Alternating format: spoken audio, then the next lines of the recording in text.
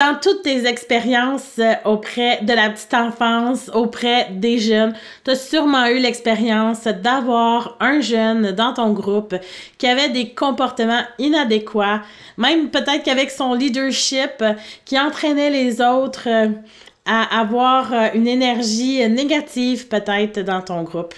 Puis maintenant que tu es gestionnaire de programme jeunesse, ben, tu as peut-être eu l'expérience de vivre ça aussi avec un employé.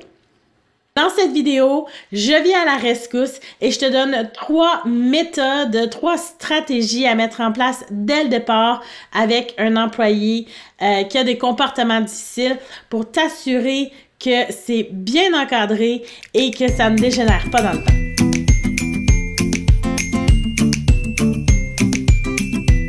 Je m'appelle Marilyn Tauvette et je suis adjointe conseil en petite enfance.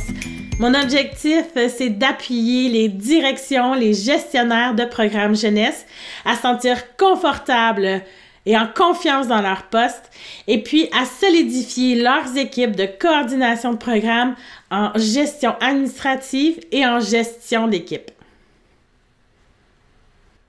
Pour te concentrer davantage sur l'humain dans tes programmes, je t'invite à télécharger mon guide gratuit qui va venir t'appuyer dans ta gestion de temps. Le lien est sous la vidéo, tu vas pouvoir le télécharger. Vas-y, tu as juste à cliquer le lien. Aujourd'hui, je vais t'amener un peu à retourner dans tes souliers d'éducatrice ou d'animatrice, d'intervenante en petite enfance, en programme jeunesse. Puis, on va ensuite transposer ce que tu avais l'habitude de faire avec les jeunes dans ton rôle de gestionnaire, de coordonnatrice, de directrice de programme. On va parler de l'employé difficile. C'est quoi ça, un employé difficile? C'est un employé qui va être défini comme un employé qui a des comportements qu'on ne sait pas trop depuis quand le comportement a commencé, la situation augmente, empire. On n'est pas trop sûr des intentions derrière ça. Est-ce que c'est fait de manière délibérée?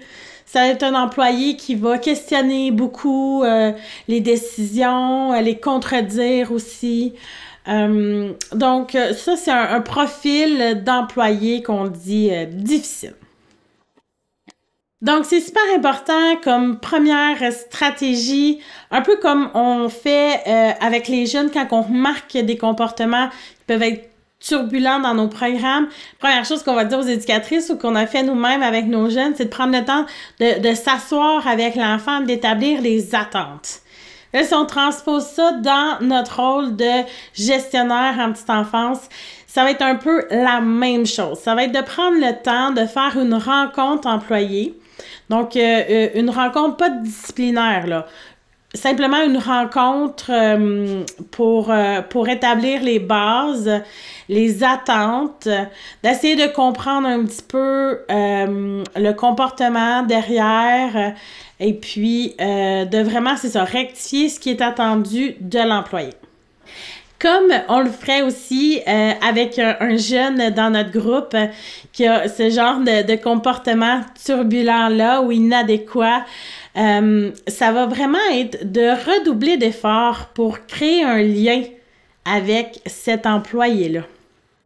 On veut vraiment apprendre à le connaître, on veut vraiment établir un lien, l'avoir proche de nous, d'avoir son leadership à notre disposition, puis de le transformer, mettons, son leadership négatif en leadership positif avec l'équipe.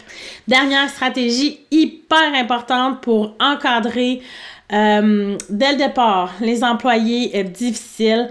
C'est vraiment un peu comme on fait avec les enfants quand il y a des situations qui se passent, on dit aux éducatrices documenter. Ça permet ensuite de mettre des observations sur papier puis d'avoir vraiment un œil sur la situation. Ça permet d'analyser le portrait global. Ça permet de trouver des stratégies qui pourraient être utiles à régler la situation. Bien, c'est un peu la même chose avec l'employé.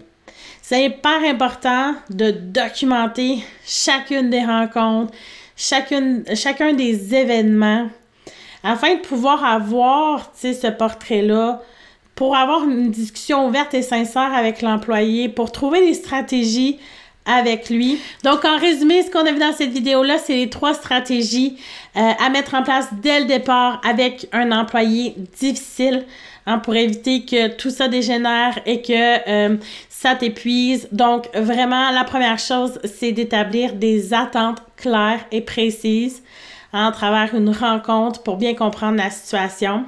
La deuxième chose, c'est de prendre le temps de créer un lien avec cet employé-là pour transformer votre relation vers le positif. Et la troisième chose, c'est de vraiment documenter chacune des rencontres, les observations, afin de trouver des solutions positives à la situation. Finalement, pour t'aider également dans ta gestion de temps, je t'invite à télécharger mon guide gratuit qui s'intitule « Voici pourquoi ta to-do list est en réalité ta pire ennemie ». Je te mets le lien dans la vidéo. C'est disponible pour toi. C'est gratuit. Tu peux le télécharger. Le lien est dans la description. Merci d'avoir écouté ma vidéo. S'il te plaît, si tu l'as apprécié, clique j'aime et partage cette vidéo à tes collègues gestionnaires en petite enfance. Merci. Bye!